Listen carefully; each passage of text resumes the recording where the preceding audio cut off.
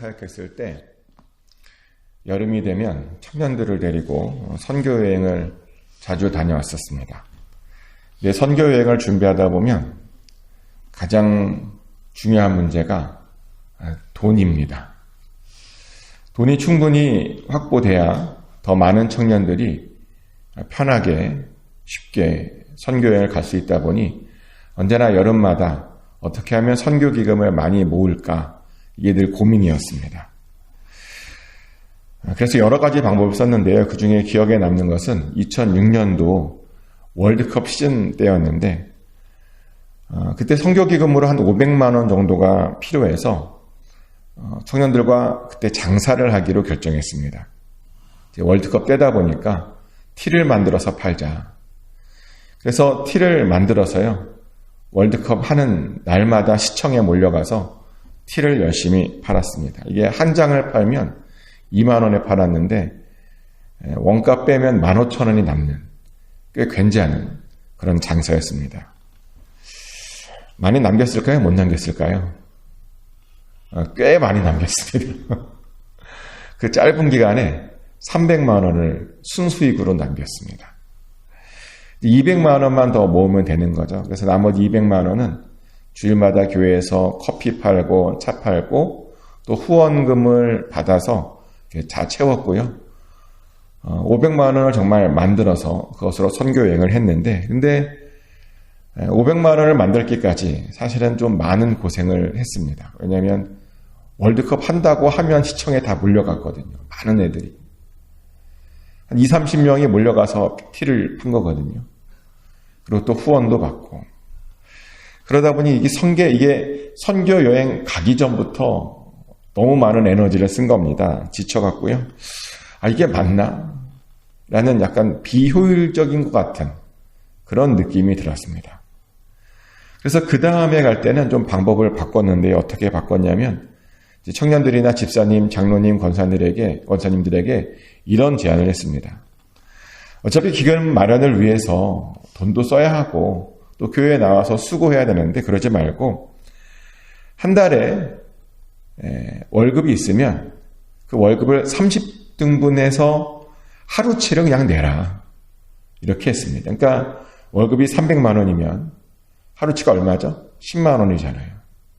그러니까 어차피 하루 와서 교회 와서 일하느니 회사 가서 그만큼 일을 하고 그 돈을 교회에 내라 라고 하는 제안을 한 겁니다.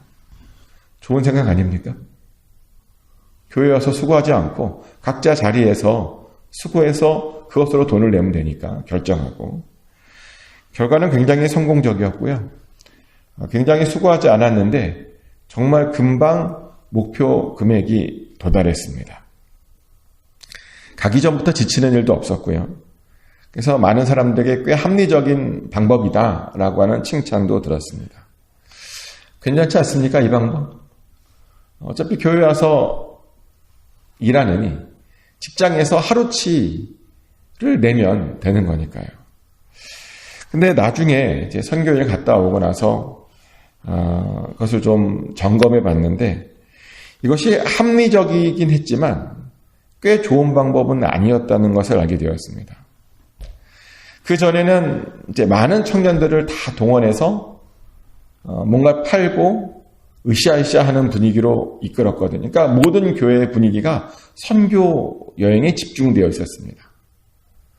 그런데요, 그렇게 하지 않고 돈을 내라 그러니까 처음에는 선교 여행에 집중해 줬는데 가면 갈수록 선교 여행에 집중해 주지 않았던 겁니다.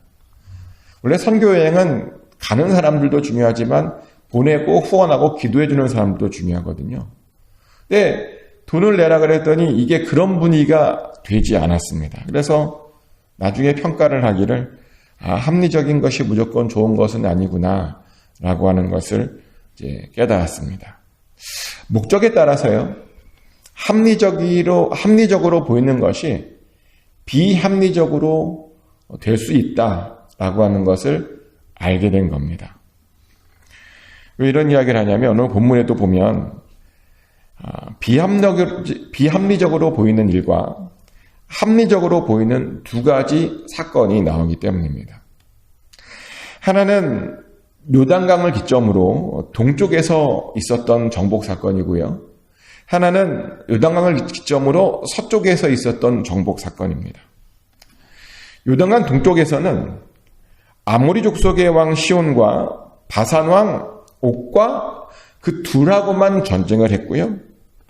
단 2명의 왕을 죽였더니 그 땅을 아주 쉽게 2지파 반이 차지할 수 있었습니다. 왕 2명만 죽인 겁니다. 그런데 요단강 서쪽에서 와서는, 그러니까 가나안 지역이죠. 몇 명의 왕들과 전쟁을 해야 했냐면 무려 31명의 왕들과 전쟁을 해야 했습니다. 31명과 근데 전쟁을 했는데 9지파 반이 나눠가졌대요. 효율로 보면 요단강 동쪽이 훨씬 더 좋아 보입니다. 그럼 이제 우린 이런 생각을 하게 돼요. 그럼 그만큼 가나안 지역이 좋은 땅인가? 왜냐면 31명의 왕을 죽이고 9지파 반이 나눠가졌으니까. 근데요, 가나안 지역만 사실은 좋은 땅은 아니고요. 요단강 동쪽도 꽤 좋은 땅입니다. 요즘 거기가 어느 나라가 있냐면 요르단이 있죠. 요르단을 우리가 검색해보면 기후가 지중해성 기후랍니다. 지중해성 기후는 꽤 괜찮다는 겁니다. 사시사철 온도 변화가 별로 없다는 것이죠. 그래서 민수기 32장에 보면 그걸 점령하고 났더니 지파들이 이렇게 좋은 땅을 그냥 놓고 와야 돼? 우리가 차지하면 안 돼? 라고 모세에게 요구했던 것입니다. 그럼 가나안 지역은 어떤 땅인가? 가나안 지역은, 해안 지역은 꽤 거기도 살만합니다. 해안 지역은 지중해성 기후가 맞습니다. 근데 해안 지역 말고 내륙으로 들어가면요, 산지입니다. 높은 산이 있고요. 그리고 높은 산이다 보니 시온에서 사는 것이죠. 근데 산에서 내려오면 사막입니다. 광야입니다. 그리고 산지의 특징은 뭐냐면 기후변화가 굉장히 심합니다. 산지는 구름도 수시로 왔다 갔다 거리고요. 그래서 날씨를 사실은 예측할 수 없습니다. 우리가 사실 살면서 제일 힘든 게 뭐냐면 날씨가 예측 가능하지 않는 것이죠. 캘리포니아가 왜 좋은 거냐면 날씨가 항상 거의 비슷하잖아요. 캘리포니아가. 그래서 우리가 캘리포니아에 살기가 좋다라고 말하는 겁니다. 근데 이스라엘은 산지다 보니까요, 굉장히 좀 날씨가 변화무쌍했고요. 근데 그런 땅을 차지하겠다고 지금 9지파 반이나 몰려가, 사실 전체가 다 몰려간 거죠. 31명의 왕을 죽였던 겁니다. 굉장히 생각해보면 비효율적 이야기입니다. 그러다 보니 우린 이런 생각이 들죠. 그럼 하나님은 비효율적인 것을 좋아하는가? 어떻게 생각하십니까? 우리 하나님은 비효율적인 것을 좋아하시는 분 같으십니까? 아니죠. 우리 하나님도요, 비효율적인 것보다는 효율적인 것을 좋아합니다.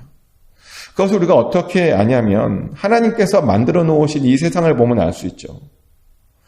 이 세상은 굉장히 효율적으로 움직입니다. 자연의 모든 물건들이요, 또 모든 물질들이 그냥 움직이는 것이 아니라 가장 효율적인 길을 따라서 움직입니다. 돌이 떨어지는 것도, 비가 떨어지는 것도 모든 것들이 가장 효율적인 방법으로 움직이게 되어 있습니다. 이 자연도 가장 효율적인 방법으로 만들어졌습니다. 제가 그걸 어떻게 하냐면요, 대학원 때 그걸 한번 계산해 봤거든요. 대학원 다니면서 이 자연이 어떻게 되는가, 가장 효율적인 방법으로 세상에 만들어졌더라고요. 그럼 왜 우리 눈에는 이렇게 세상이 가끔 하나님이 비효율적으로 보일 때가 있느냐는 것이죠. 왜 그렇게 보이냐면 우리가요, 하나님의 목적과 그 의도를 잘 알지 못하기 때문입니다. 하나님께서 이스라엘에게 가나안 땅을 주신 이유가 그들이 잘 먹고 잘 살기 위해서 가나안 땅을 주셨을까요? 사실 하나님께서 이스라엘이 잘 먹고 잘 살기 위한 그런 목적이었다면 가나안 땅까지 데리고 갈 필요가 없습니다. 왜냐하면 가나안 땅보다요, 애굽 땅이 훨씬 더 비옥하고 살기 좋은 땅이기 때문입니다. 그래서 단순히 잘 먹고 잘 살게 하기 위해서라면 그냥 애굽 땅을 정복하게 하면 됩니다. 바로도 죽었잖아요. 그냥 터내서 애굽 땅을 점령하는 것이 훨씬 효율적인 일입니다. 하지만 하나님께서는 그렇게 하지 않으셨죠. 왜냐하면 하나님의 목적이 그들이 잘 먹고 잘 사는 것이 아니었거든요. 그럼 하나님의 목적은 무엇인가? 하나님의 목적은 이스라엘이 하나님을 경험해서요, 이스라엘이 하나님과 동행하고 하나님을 제대로 아는 것이었습니다. 그래서 그 목적을 위해서 가장 효율적인 방법을 쓰신 게 광야 40년이고 가나안 땅을 정복하는 것이었습니다. 근데 이것을 알지 못하면, 이 목적을 알지 못하면 우리는 하나님을 이렇게 오해합니다. 하나님이 비효율적인 분이시라고. 그런데요, 하나님의 목적을 알면 우리 하나님께서 얼마나 효율적인 분이셨는지를 우리는 알게 된다는 겁니다. 그래서 우리도 하나님의 목적을 알아야 됩니다. 그래야 하나님을 더 잘 이해할 수 있습니다. 예수님을 이해하는 것도 마찬가지입니다. 우리도요, 예수님을 잘 이해하지 못하면 예수님이 자꾸만 비효율적인 분이라고 생각하게 됩니다. 질문 한번 들어볼까요?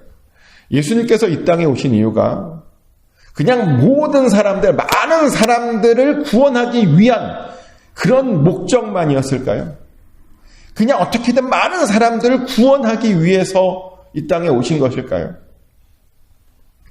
단순히 그런 목적이었다면 예수님은 그 시대에 태어나시면 안 됩니다.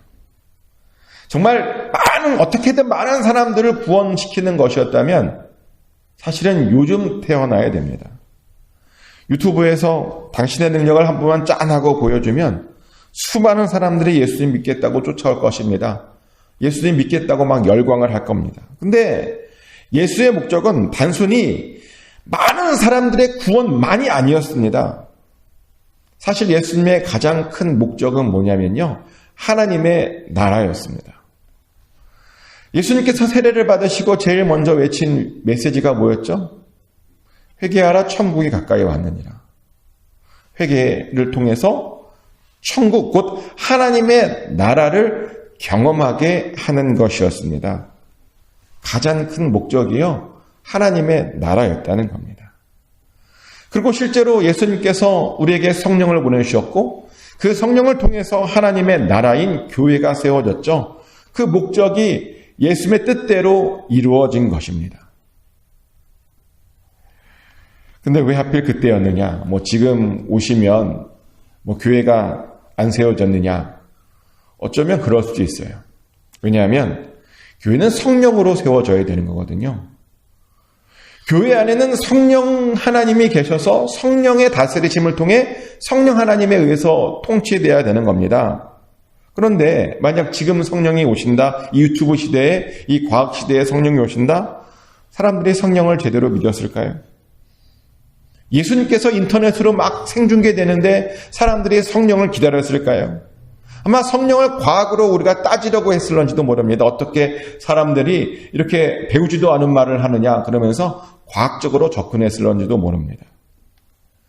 근데 다행히 그때 오셔서 승천하시고 그때 성령을 보내주셨습니다. 그래서 그 성령을 통해 하나님의 나라인 교회가 탄생하게 됐고 지금 2000년 동안 이것이 유지되고 있는 중입니다. 이렇게 예수님도요, 보면 굉장히 효율적으로 사역하셨습니다. 그 말은 우리들도 효율적이 되어야 한다는 겁니다. 그럼 효율적이 되기 위해서 뭘 해야 된다고요? 하나님의 목적과 하나님의 방향을 잘 알면 됩니다. 지금 하나님께서 이 땅에서 무엇을 하고 계시는지 잘 알고 있으면 됩니다. 그런데 사실 하나님의 목적은 지금도 여전히 하나님의 나라입니다. 그리고 그 하나님의 나라를 위해서 저와 여러분을 이곳 산호세로 불러주신 겁니다. 하지만 이것을 잘 알지 못하면 우리는 계속 엉뚱한 짓만 하죠. 효율성을 가장한 비효율적인 일만 합니다. 그러다 보니 열심히 뭔가 하는데도 계속 뭔가 잘 안 되고 실패하죠. 근데 우리는 절대로 하나님의 목적이 하나님의 나라였음을 절대로 잊지 않아야 됩니다. 근데 이렇게 말씀드리면 어떤 분들은 이런 말을 하더라고요. 하나님의 나라라고 하는 이 주제가 너무 크다고, 너무 커서 하나님의 나라라고 목사님이 말을 하는데 가슴에 와닿지 않는다라고 이야기합니다. 그럴 수 있습니다. 하나님 나라의 주제가 사실은 크긴 커요. 저도 예전에 이런 느낌이 있었습니다. 근데요, 사실 하나님의 나라는 거창하지 않습니다. 우리가요, 세상 사람들이 가는 방향과 정반대로만 가도 우리가 하나님의 나라를 경험할 수 있습니다. 세상 사람들이 하는 것과 정반대로 하면 우리가 하나님의 나라를 경험할 수 있습니다. 세상이 시키는 것과 다른 것을 하면 우리가 하나님의 나라를 얼마든지 경험할 수 있다는 겁니다. 그러면 그곳에 하나님의 나라가 임하게 되어 있습니다. 사실 새벽 기도도 그런 거 아닙니까?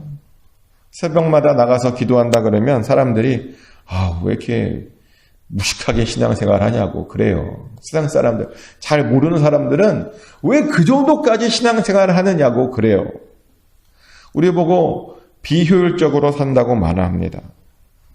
왜 새벽부터 나가서 그렇게 에너지 낭비하고 시간 낭비하냐고 말을 합니다. 그런데 정말 그래요?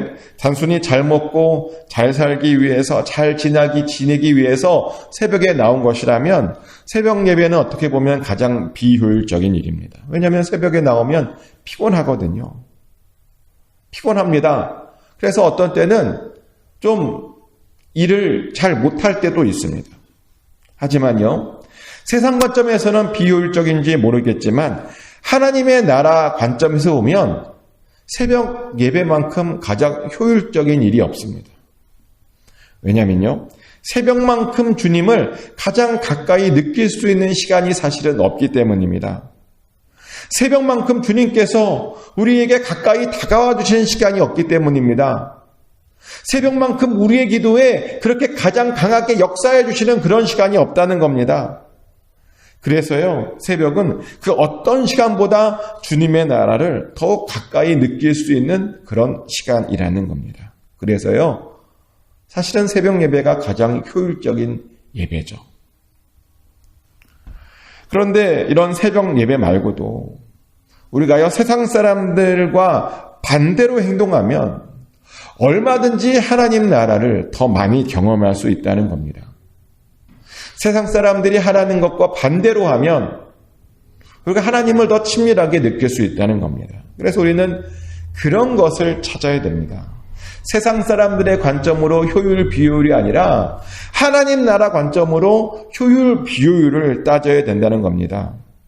세상 사람들이 아무리 비효율적이라고 말해도 하나님 나라에서 효율적이면 그 일을 하면 됩니다. 그러면 우리 주변에 하나님의 나라가 임하게 되어 있습니다.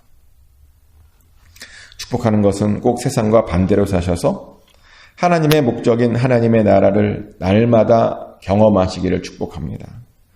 그 나라를 위해 가장 효율적으로 꼭 사셔서 여러분 주변에 하나님의 나라가 임하게 되기를 예수 그리스도 이름으로 축복합니다. 하나님 크신 사랑